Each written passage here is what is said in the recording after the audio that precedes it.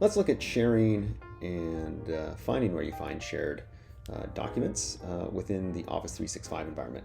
So I'm going to just use Excel as the program that I'm using. This applies to Word as well, or PowerPoint. So I'm just going to launch a blank worksheet or workbook here. Just put some text in here. And so when I'm ready to save it, I'm going to go File, Save. And you'll see that I have all the locations like I typically would have on my Mac, but I also have this option down here to save on an online location. I'm going to select that one and make sure I give it a name. And you'll see I'll have some options here, and one of them will be OneDrive. So OneDrive Delta School District. So I'm going to click on that. And you'll see I've already created some folders here in my OneDrive, and I'm going to save it into that folder. So I'm going to save it here. So now I can save it, and I can save it to my OneDrive. All right. Now you'll also see that autosave has been turned on here. Now the same document, I can now, since it's in my OneDrive, I can also share it directly from here, and I'll show you some other ways that you can share it, but I can share it from here by just going to File, and then Share. And then I could enter the name of someone who I'd be sharing with, so perhaps Tony Danielson I'm going to share with. I'm going to determine whether they can edit or view. And then I would apply that. Now I can also provide a link. So if there was a group of people and you just want to provide a link, you could select this one, People in the Delta School District, with the link. Now within our Office 365 domain, we have link sharing and sharing only available within the domain. So that's only with people that have an @deltaschools.ca account. They are the only people whom we can share with.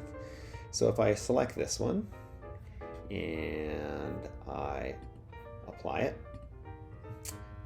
you'll see that I get this copy link down below, and I can copy, and there it is, and I can copy that link.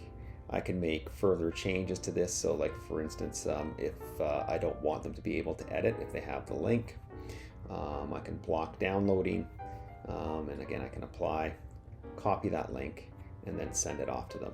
So that's one way that I can share. Now I also said that this was available in my OneDrive, so I can share in another way. So because I saved it to my OneDrive, I have a folder here called 1A Test. And within that folder, I have that spreadsheet. And so I can, wherever I see this little logo here, that's the share icon, and I can share in much the same way. All right, so I've already shared this one, but I can again copy the link and I can share it to others. All right. Now, often now what we run into is, okay, someone's said that they've shared something with me. Where do I find it? So you should be notified within your mail, but you can also find it in your shared folder. So here I have all of the things that have been shared with me. All right, it'll tell me who's shared with me, the date that it was shared. So I'll find things in here. Now, what you can do with folders only is you can then create a shortcut that will add it to my file. So this is like basically where I have all my folders, where I do most of my work. Now, if I want to locate that there, I can then add a shortcut to your files. All right. Now, I can't do that with individual files. So there is no option to do that. So they're just going to live here. And that can be a little bit tricky, because then it's like, how do I find a particular file if I need one? So there is a filtering process. So right up here, there's a filter. And if I click on that filter, I can filter by time. So by, within the last 7 days, I know when it was shared with me. I can do it by document. So I just want to see the Word documents that were shared with me.